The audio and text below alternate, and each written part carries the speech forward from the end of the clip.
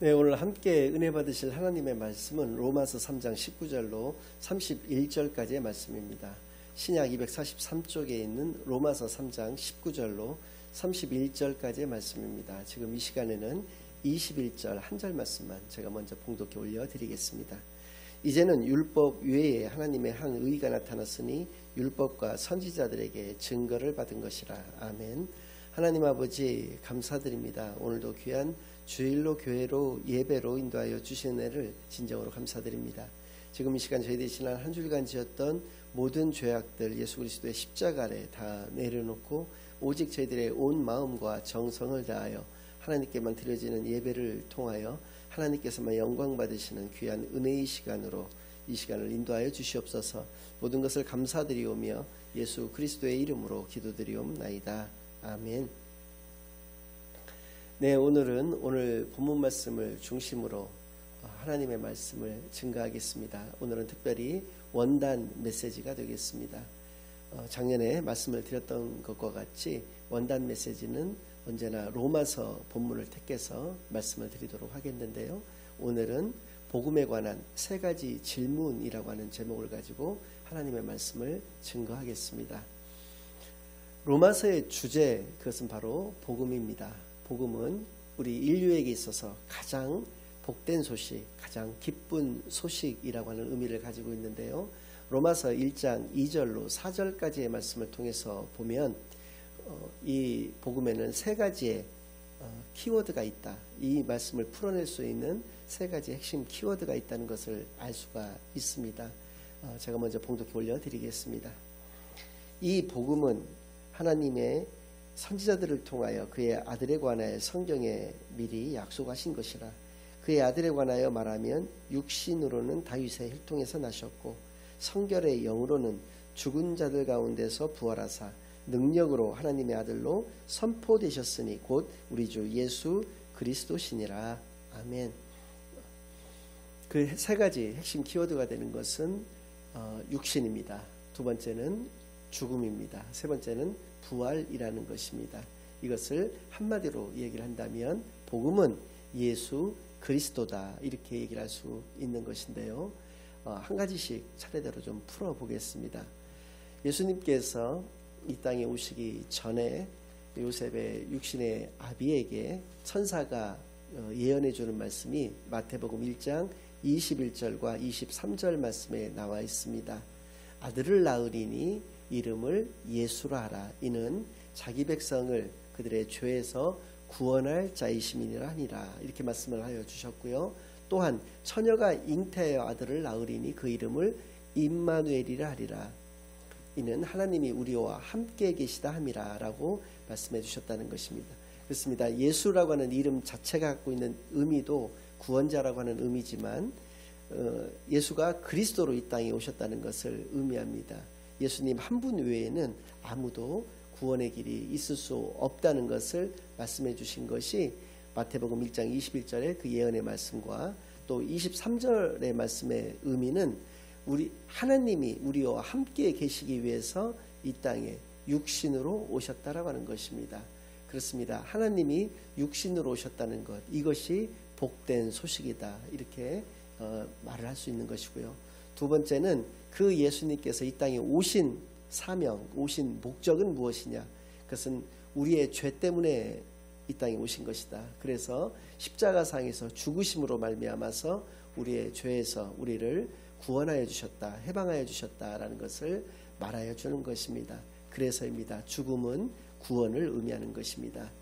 그러나 이 땅에 육신으로 오셨다는 것과 우리를 위해서 우리의 죄 때문에 죽으셨다라고 하는 것을 우리가 증거할 수 있는 것은 무엇이냐? 그것은 바로 죽으신 지, 장사되신 지 사흘 만에 예수님께서 다시 부활하신 것을 통해서 우리가 그것을 알 수 있게 된다는 것입니다. 그래서 부활의 마지막 핵심 키워드는 복음의 마지막 핵심 키워드는 바로 부활이 되는 것입니다. 이렇게 육신과 죽음과 부활은 복음을 우리로 하여금 알 수 있게 하는 기본적인 내용이 되는 것을 우리가 분명히 깨달을 수가 있는 것이죠.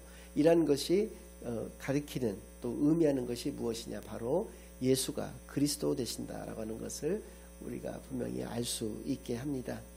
로마서 1장 16절에서부터 18절까지의 말씀을 보면 이 복음이 어떠한 자들에게 임하는 것인지를 우리에게 또 분명히 알게 하여 주시는데요. 제가 또 봉독해 올려드리겠습니다.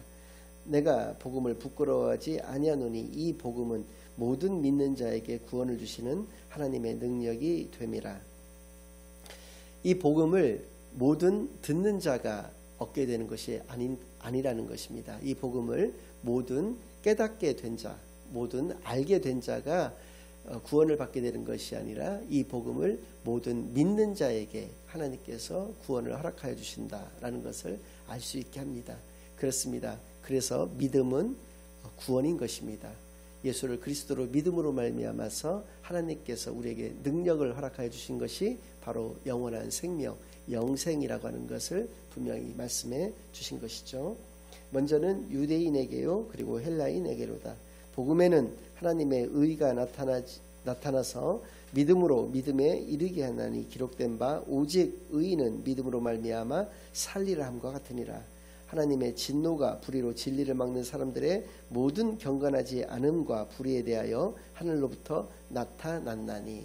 그렇습니다. 복음이 이 땅에 나타나게 된 것은 우리가 하나님의 진노 때문에 하나님이 우리를 구원하여 주시는 것이다라는 것이죠. 하나님의 진노로 인해서 우리가 죽을 수밖에 없는 죄인의 신분과 상태로서 살아갈 수밖에 없었다는 것입니다. 이 문제를 해결할 수 있는 것은 그 어떠한 것도 없었다는 것이죠. 그래서 하나님께서는 우리에게 모세를 통해서 율법을 주셨는데 그 율법도 오늘 본문 속에 3장 23절 말씀, 모든 사람이 죄를 범하였음에 하나님의 영광에 이르지 못하더니라고 하는 말씀이 나오는 바와 같이 이 율법을 지켜 행할 수 있는 사람은 아무도 없었다는 것입니다. 그래서 그 율법을 가지고는 우리 스스로를 우리가 구원해낼 수 있는 방법은 없었기 때문에 오직 하나님의 은혜로 말미암아서 우리에게 복음을 허락하여 주셨고 그 복음으로 인해서 우리가 구원받게 되었다는 것을 말씀하여 주시는 내용이 되겠습니다. 그래서입니다. 오직 의인은 믿음으로 말미암아 살리라. 믿음을 가진 자가 죄인 된 신분에서 하나님이 그 죄를 덮어주심으로 말미암아서 의인 되어졌기 때문에 그것으로 말미암아서 영원히 살게 된다라고 하는 것을 우리에게 말씀해 주신 것입니다. 두 가지가 있었다고 말씀을 드렸습니다. 복음은 모든 믿는 자에게 임하는 것이다. 또 복음 안에는 하나님의 의가 나타나는 것이다 라는 것을 분명히 우리가 깨달아 하시기를 바라겠고요. 율법에는 우리로 하여금 성경 말씀에 보면 거룩하고 선하시고 의롭다라고 말씀하고 계시는데 그 율법을 통해서 우리는 죄를 깨닫게 됩니다. 그 깨달은 죄를 통해서 우리가 죄 씻음을 받을 수가 있느냐? 그렇지 못하다. 죄를 깨닫게만 할 뿐 우리의 죄를 씻을 수 있는 것은 오직 복음밖에 계시지 않는다는 것.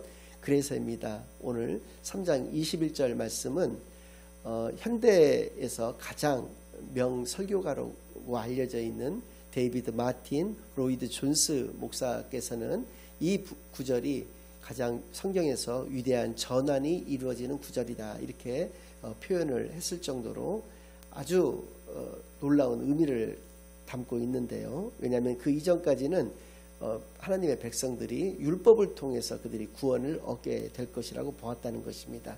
그런데 이렇게 말씀하고 계시는 것이죠. 다시 읽겠습니다. 이제는 율법 외에 하나님의 한 의가 나타났으니 복음을 의미하는 것입니다. 율법과 선지자들에게 증거를 받은 것이라.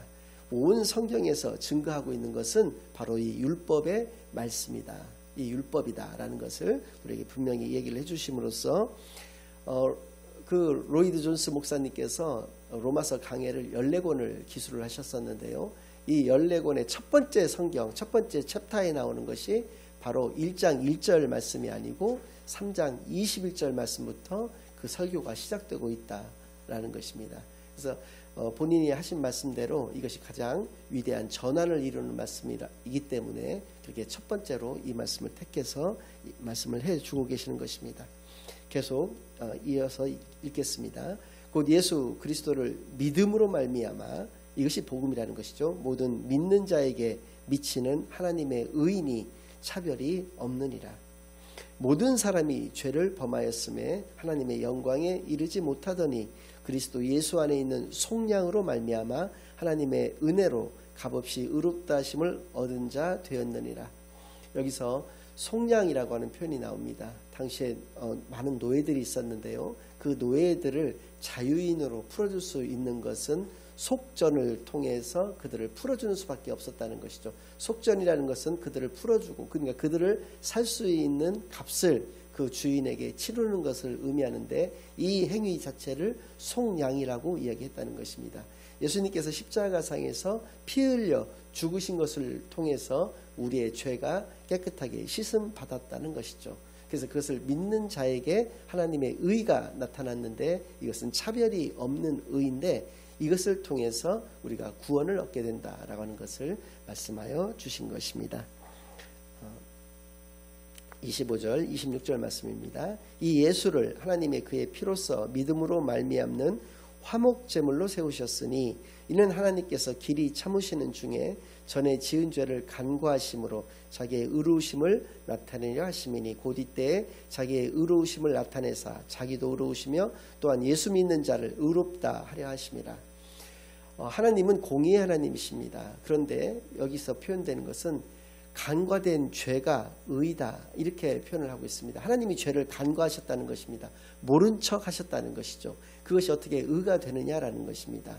그 간과된 죄는 무엇 때문에 하시게 되었느냐가 중요한 것인데요. 예수님께서 십자가상에서 우리의 죄 때문에 죽으신 것을 통해서 그것을 믿는 자에게는 하나님이 그의 죄를 간과하신다라는 것입니다. 그가 죄인이 아니라서, 그의 죄가 없어졌기 때문이 아니라 그가 믿음을 가짐으로 말미암아서 그가 가지고 있었던 죄를 하나님이 간과하여 주심으로 말미암아서 그를 의롭다 하실 수가 있게 되었다는 것이죠. 여기에서 그 유명한 이신칭의 사상이 나타나는 것입니다. 믿음으로써 의롭다 하심을 얻는다, 믿음으로써 의인을 삼아주셨다라고 하는 의미를 가지고 있는데요. 이것이 놀라운 바울의 신학사상인 것입니다.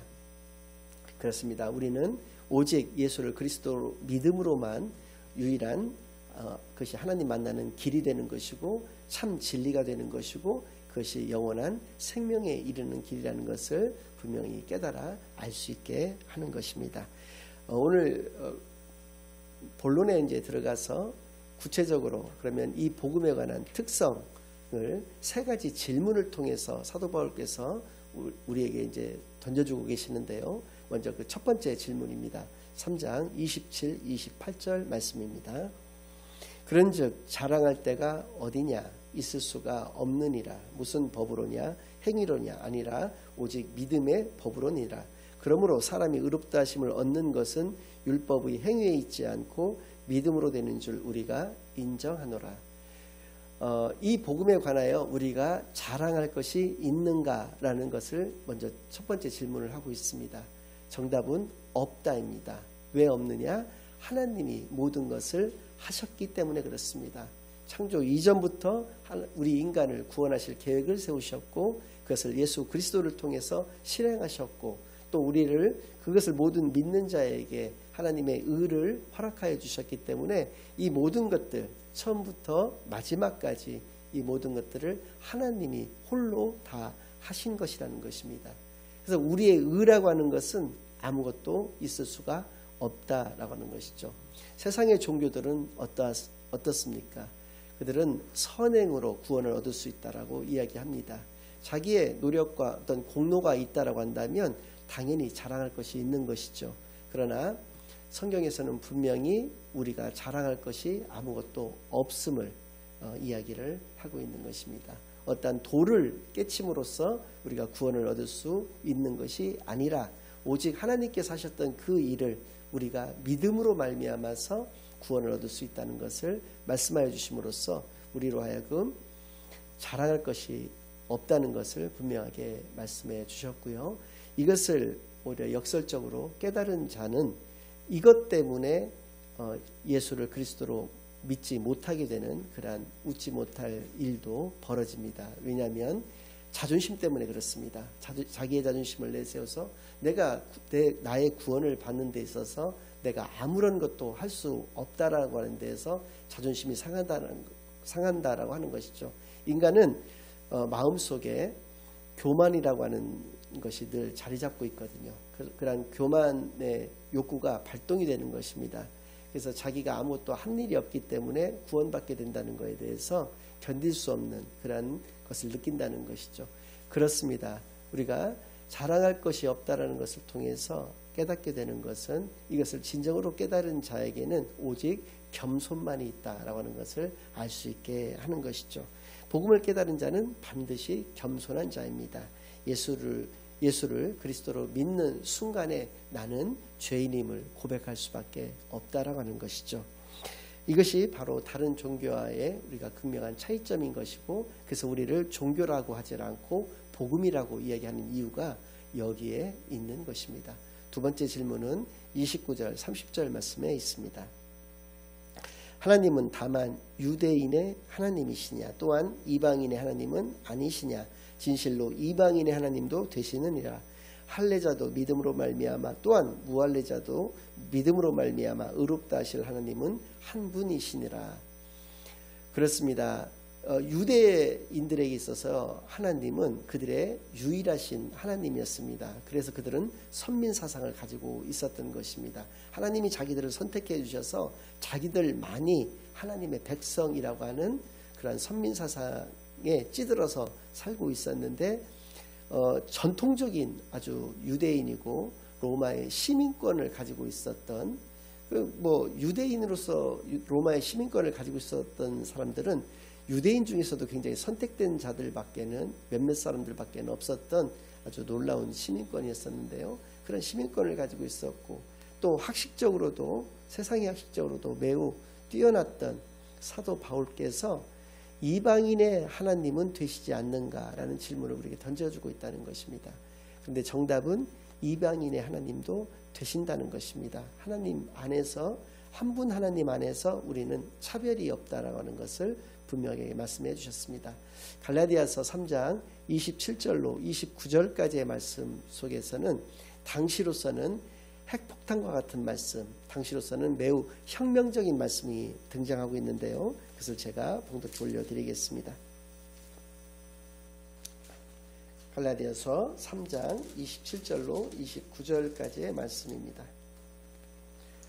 누구든지 그리스도와 합하기 위하여 세례를 받은 자는 그리스도로 옷 입었느니라. 너희는 유대인이나 헬라인이나 종이나 자유인이나 남자나 여자나 다 그리스도 예수 안에서 하나이니라. 너희가 그리스도의 것이면 곧 아브라함의 자손이요 약속대로 유업을 이을자니라. 이 말씀이 평범한 말씀 같습니다. 그러나 이 속 내용을 보았을 때는 결코 평범치 않고 앞서서 말씀드린 바와 같이 매우 혁명적인 말씀이 되는 것인데요. 당시의 노예들은 사람이 아니었습니다. 당시의 노예들은 그 노예 주인의 재산일 뿐이었었던 것입니다. 그래서 노예를 죽였다라고 해서 살인죄로 처벌된다거나 그 어떠한 죄로서도 처벌되지를 않고, 그것은 너무나도 자연스럽고 당연한 것처럼 받아들여지는 때였었습니다. 그런데 사도 바울께서는 복음 가운데 있는 자는 자유인이나 종이나 유대인이나 헬라인은 이방인을 의미하는 것인데요, 모든 사람이 다 하나라고 말씀해 주시고 계시다는 것입니다. 종과 같지는 않았지만 거의 종과 진비 없었던 여자라고 하는 그 신분도 마찬가지였습니다. 당시에는 남성 우월주의 사회였기 때문에요, 여성들은 그 남성과 같은 동등한 위치를 차지하지를 못했던 시대였는데요, 남자나 여자나 노인이나 젊은이나 할 것 없이 모두에게 차별이 없는 것, 그것이 바로 하나님 안에서 복음을 깨달은 자의 모습이다라고 이야기를 했다는 것입니다. 그렇습니다. 이 복음을 깨달은 자에게는 장벽이나 차별이 철폐가 된다라고 하는 것을 우리로 하여금 알 수 있고요. 주 안에서 우리가 연합되어진다라고 하는 것을, 주 안에서 우리는 하나라고 하는 것을 분명하게 알게 하여 주십니다. 그래서입니다. 교회에서도 오늘날 형제 자매라고 하는 표현을 쓰면서 공부를 많이 한 사람이나 공부를 적게 한 사람, 또 돈이 많은 사람이나 돈이 적은 사람, 사회적으로 명망이 있거나 아무런 명망이 없는 사람이나 모두가 한 형제요 자매인 것을 분명히 말해주고 있는 것은 사도 바울께서 우리를 통해서 이렇게 복음에 대한 분명한 특성을 말씀해 주신 때문입니다. 이것이 바로 하나님의 뜻인 것이죠. 하나님 한 분 안에서 우리는 한 형제자매로서 하나가 된다라고 하는 것을 분명히 말씀해 주신 것이고요. 마지막으로 31절 말씀에 그 세 번째 질문을 우리에게 하여 주시는데요. 그런즉 우리가 믿음으로 말미암아 율법을 파기하느냐? 그럴 수 없느니라. 도리어 율법을 굳게 세우느니라. 이렇게 말씀해 주십니다. 그렇습니다. 복음이 등장을 했다고 해서 율법이 파기되어지는 것이냐, 복음은 율법을 파기하는 것이냐 라는 질문입니다. 그렇지 않다는 것입니다. 도리어 율법을 굳게 세우는 것이다 라고 말씀을 해 주신 것입니다. 말씀드린 바와 같이 율법은 거룩하고 선하고 의로운 것입니다. 그러니까 율법 자체에는 아무런 문제가 없는 것입니다. 무엇이 문제냐면 율법을 지켜 행하는 인간에게 문제가 있다는 것입니다. 인간의 죄성과 그 죄악된 그 상태로 인해서 율법을 지켜 행할 수가 없게 된 것입니다. 그래서입니다. 이러한 연약하고 죄인된 인간을 위해서 하나님께서는 독생자 외아들을 이 땅에 육신으로 보내셔서 십자가에서 우리의 죄 때문에 예수님을 죽게 하시고 그것을 증명하고 그것을 우리에게 확신을 가지게 하기 위해서 사흘 만에 부활하심으로 말미암아서 우리에게 복음을 완성하여 주셨다라고 하는 것, 이것을 반드시 깨닫게 되어지는 이 귀한 시간이 되시기를 바라겠고요. 이 돌아오는 새해 2019년도에는 이 온전한 복음 가운데에서만 생활하시는 저와 여러분이 되시기만을 예수 그리스도의 이름으로 간절히 축원합니다. 아멘.